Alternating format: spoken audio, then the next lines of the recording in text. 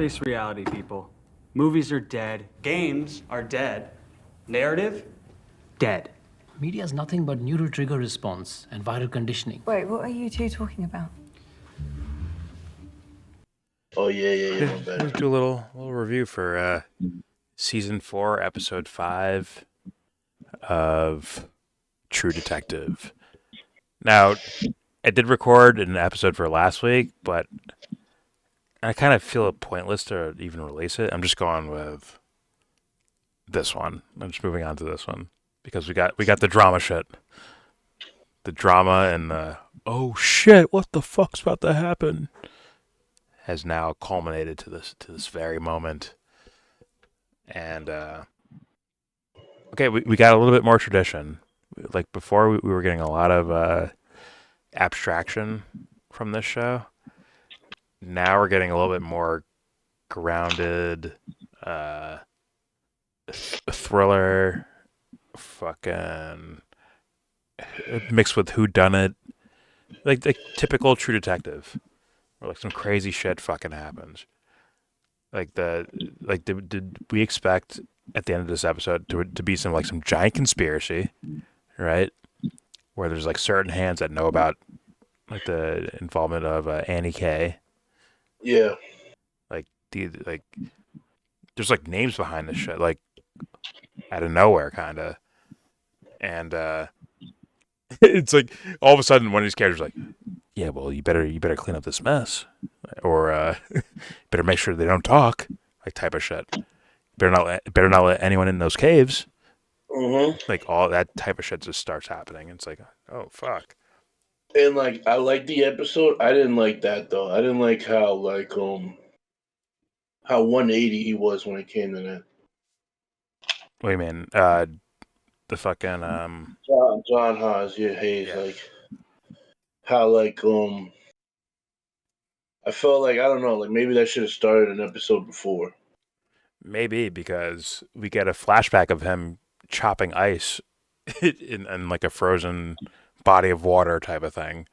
Yeah. To imply that, like, okay, he was doing dirt, right? Yeah.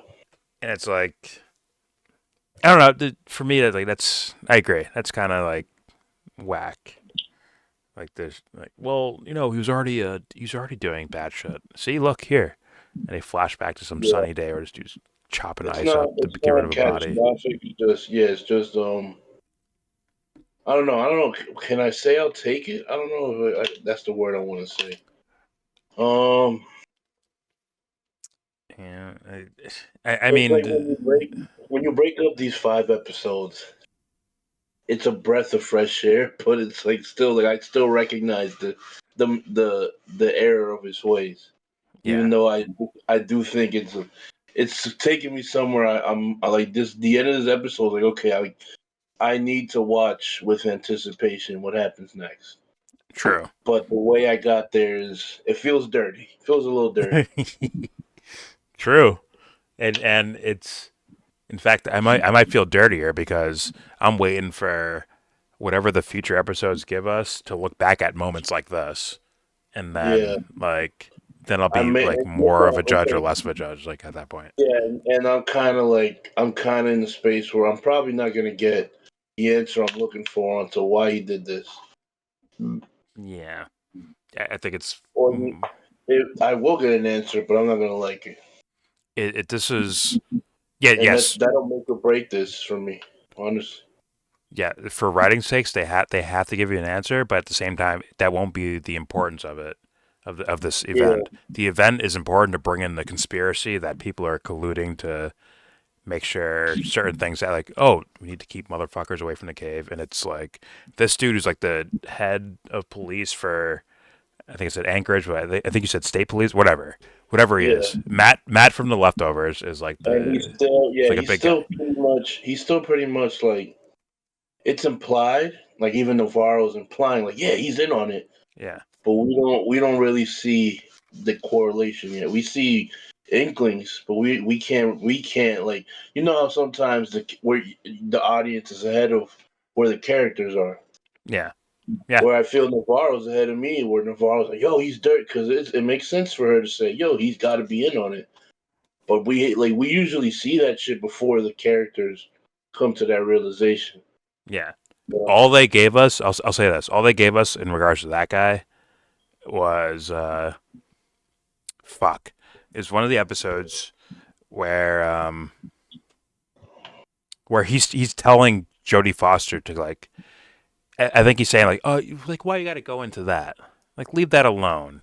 Like give it to us over here at Anchorage. Like give it to us. Like Yeah. we'll take care of this.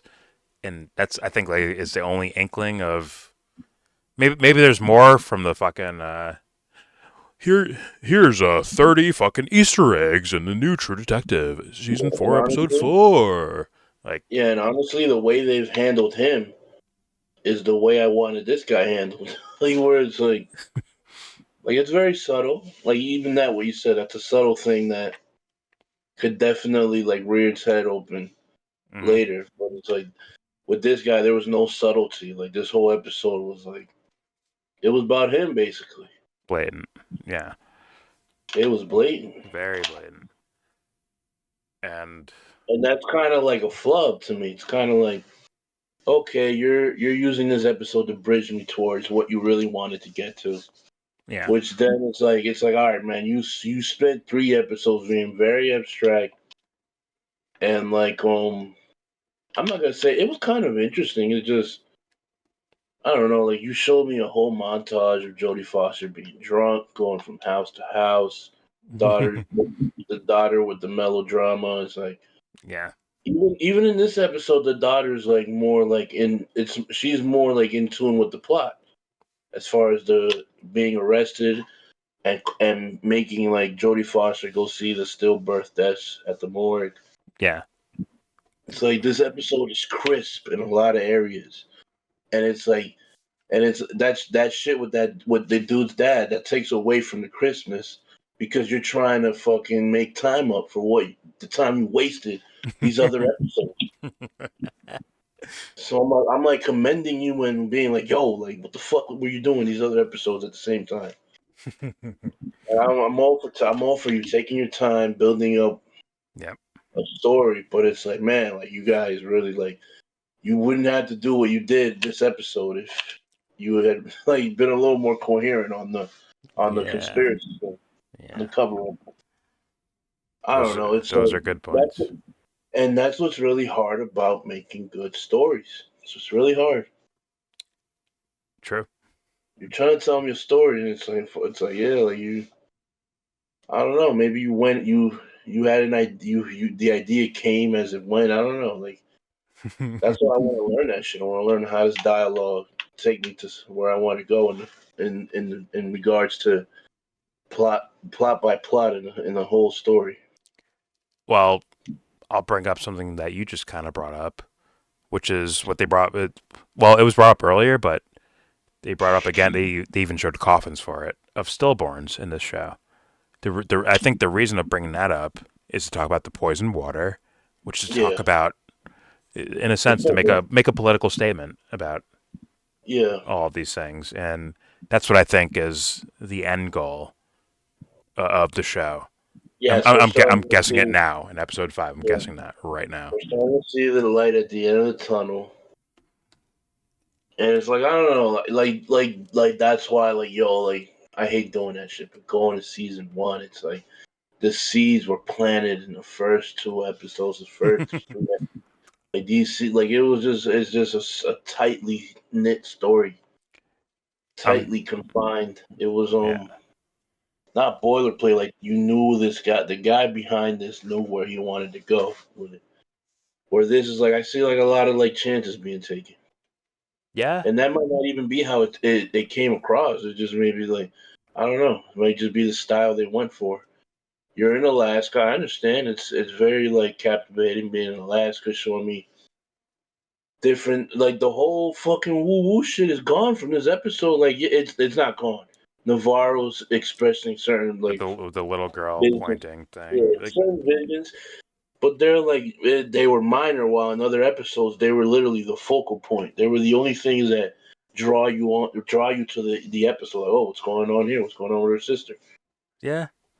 the biggest contribution to the plot were those woo-woo thing, the fucking ghosts Yes, in the first yes. fucking episode, the fucking Here's more of a fucking cover up yeah, conspiracy.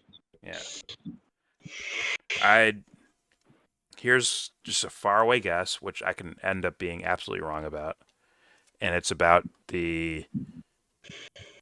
some sort of political statement about the environment and the way we treat indigenous people. That's just my faraway guess where they will probably end up going. Well, Because yeah, I would totally expect that by now. It should. It's kind of like it's kind of begging to be paid off to be something like that. the fucking look. Corporate greed taking advantage of people that can't Yes, defend yes. themselves. When we saw the fucking turn where it's like, oh shit, a giant conspiracy is happening. It's this lady. I forgot the name of the company.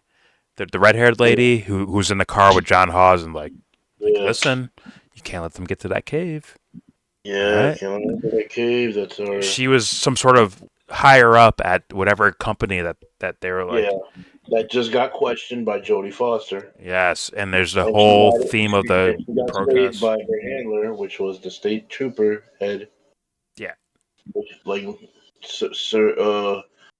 basically putting a lid over the what's it called, what's the word, putting a lid uh, over the situation, basically, like yeah, not letting Jodie Foster poke her head anymore into the story. yeah, So now we're waiting for her, him, and there's probably a higher up above them all that we're yeah. gonna be introduced to. I would assume. Even what's his name brings it up while he's like telling her like it's over. The Matt from Leftovers. I don't know the character's name. Yeah, yeah, yeah, yeah, yeah, yeah. Where he brings up fucking the dude beating his wife, Wheeler, right? The dude that was beating his wife, and then Jodie Foster and Navarro fucking kill this dude, right? Yeah, Like everyone knows, like type of shit. Like he brings that yeah. up as well to basically threaten her to like And get John out, leave Hawes this is case behind. basically, yeah. John Hawes is basically like saying like, oh, like I'm not gonna let you do what you did to Wheeler or whatever. Yeah, I you're like gotta bring him in or whatever. But it was like that was a little heavy handed. Like I can't say I didn't like it because I gotta see what comes next. But yeah. they got the work cut out for them on that one. They just opened Pandora's fucking box with the conspiracy aspect. Yeah, Now they have to lean into all characters involved in that. If they deviate from that, yeah. it's gonna be looked at as filler or a fuck up, like one or the other. Like there's no way around this. Is this show also 8 episodes like the other ones? I don't know. I don't know. If it is, then we got 3 left. That's plenty of Yeah. time. That's plenty of time to do No, something with it. it is. But I don't know the episode amount. So yeah, there's still a lot of mystery to be solved, but Yeah, we're getting a very big, a clearer picture of what's going on. agreed. All right. Hey, I'm also after Boardwalk Empire. I'm thinking of either Raised by Wolves or Sons of Anarchy, but I know that got canceled. Is there enough for me to enjoy from the little that was in that? Wait. Who Good, got good. canceled? Sons of Anarchy, and then which I know is finished, but then Raised by Wolves got canceled. I never seen Raised by Wolves. I've seen season 1 and the beginning of season 2 where they just introduced aliens. I didn't like not aliens. Like I understand it's outer space, it's science fiction. I get that, but then there was this giant worm thing, or whatever the fuck it was, giant dragon worm thing, and that turned me. I'm like, oh my god, Ridley Scott. That was my exact reaction. Like, oh, Ridley Scott. That was my reaction to that. And I think I stopped watching after that. What is Raised by Wolves? It's an HBO Max. It was like one of the Something earliest about HBO Max shows.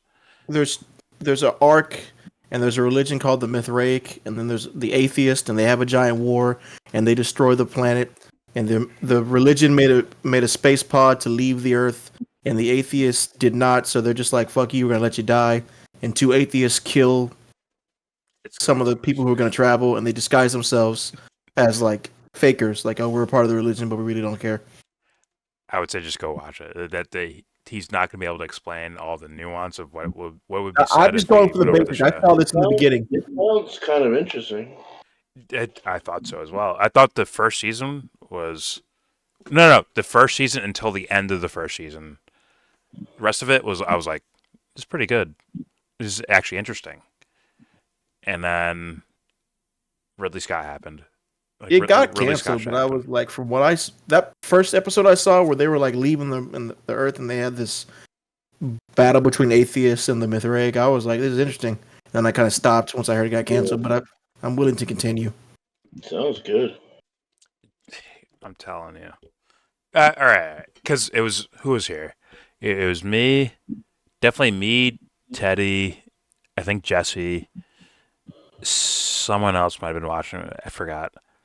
And I'm not going to say I don't know their opinions on it, but me personally, when I was watching, I was like, this is not bad. Holy shit!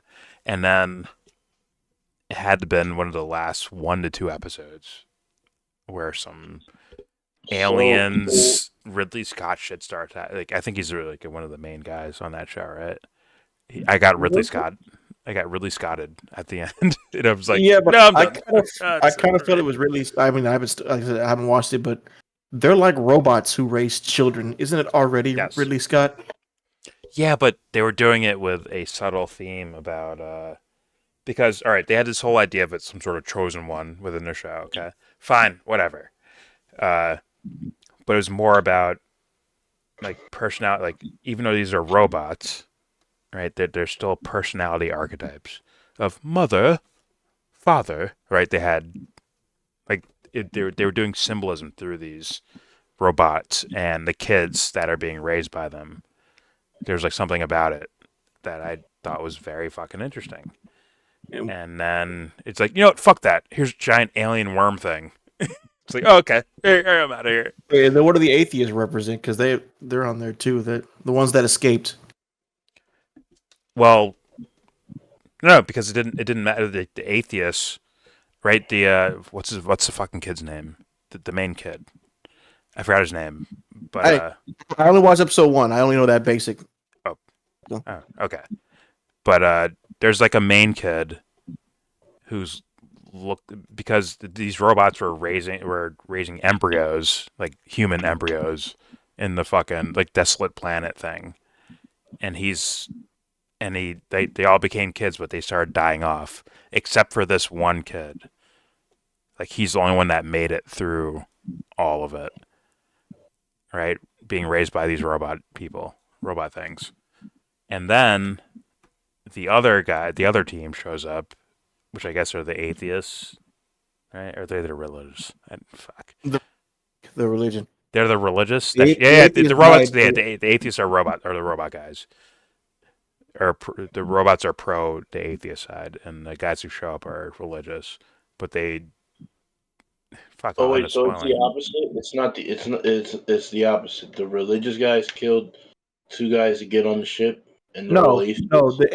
The Mithraic left Earth. They like it was gonna crash, and 2 atheists were like, let's just disguise ourselves as these 2 people. So they kill a married couple, and they take their place. Yes, and the robots.